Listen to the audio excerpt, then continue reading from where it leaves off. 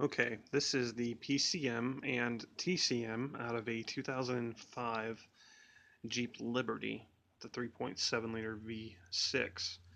I acquired this Liberty on a trade uh, with known PCM issues. I didn't know what they were.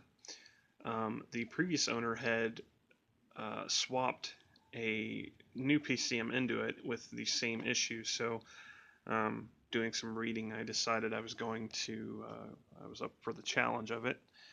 Um, so I found a thread on a Jeep Wrangler forum about somebody who's experienced similar issues to what's going on with my Liberty, and finally they got fed up uh, and decided they were going to crack their PCM open.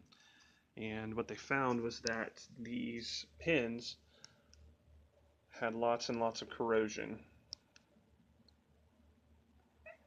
And oh, hi, Leela. And what you have to do is basically I used the sewing needle, but I had a pick at home. I was at work when I used the sewing needle. But you take a pick, and there's a gel that's on this board, like a silicone type, really thin gel that you scrape off. And you have to scrape all of that gel off each one of these pins. And underneath that gel, you'll find all kinds of nasty brown oxidation that may or may not um, affect the performance of it and cause issues. Really, really random oddball issues. Um, there's a cat howling in the background. Um, including transmission shifting issues, drivability issues, things like that. So this was the spare PCM that originally came out of it.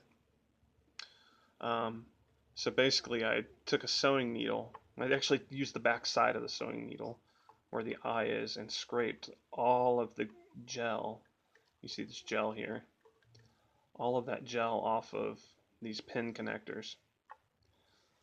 Oh, I don't know how many there are. I didn't even count them.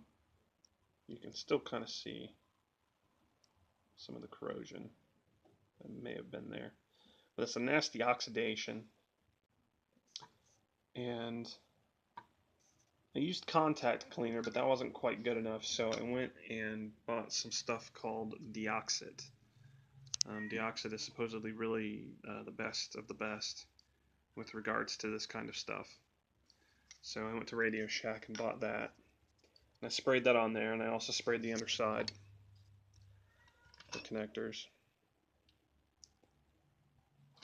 And another thing is the way that it's kind of a bitch to get this apart. I got a little ham-fisted with this because I knew it was my spare. So the casing took a little bit of a beating.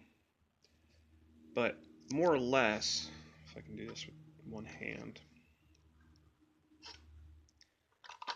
this is sandwiched in here. And the whole circuit board and everything folds around it. Kind of like if you were to take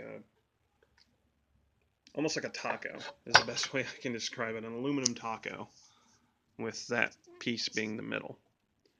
And this silicone is really very tough, and I used a torch to kind of heat it up a little bit so it came apart a little bit easier. Still wasn't very easy, which is why the casing took a little bit of a beating.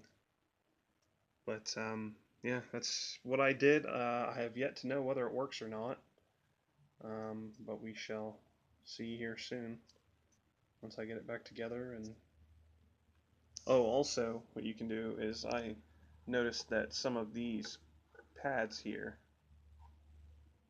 if I can get it to focus, some of these pads had corrosion on them as well.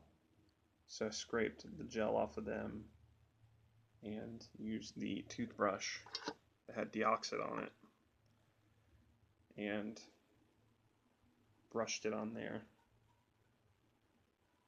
I don't know if that has anything to do with anything, but I figured it was worth a shot. But anyway, yeah, hopefully this gives you a little insight as to how to crack one of these bastards open.